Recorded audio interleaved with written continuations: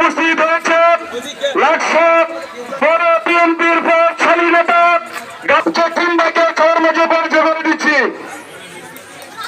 আমাদের মধ্যে আরো উপস্থিত আছে লাকসামের বিশিষ্ট ব্যবসায়ী লাকসাম পৌর বিএনপির সভাপতি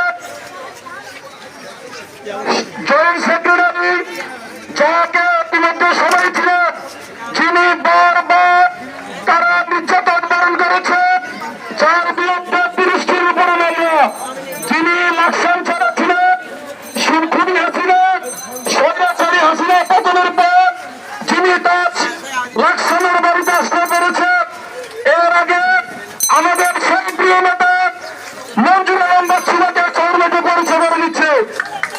আমাদের মাঝে আরো উপস্থিত আছে গোবিন্দপুর ইউনিয়নের সুযোগ্য সন্তান আগামী বিএনপির কর্ণধার একবারের হোসেন মিলন ভাইকে শহর মধ্যে পরিচয় করে দিচ্ছে।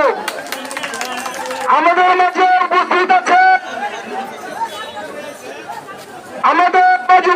আছে বৃহত্তর লাকসামের উপজেলা বিএনপির সমন্বয়ে উদ্যোক্তা বিএনপির কর্ণধার উত্তরদার নির্যাতিত মানুষের শেষ শ্রোতার আসাম ভাইকে শহর মাঝে পরিচয় করে দিচ্ছে।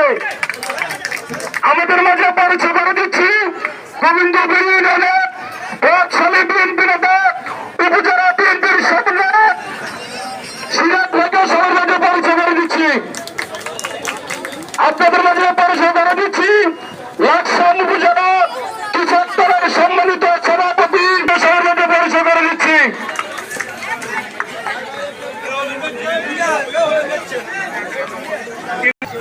এই মুহূর্তে আপনাদের সামনে পরিচয় করে দিচ্ছি সাত দলের সন্তান সাবেক বিএনপি নেতা সিরাজুল ইসলাম সিরাজ ভাইকে।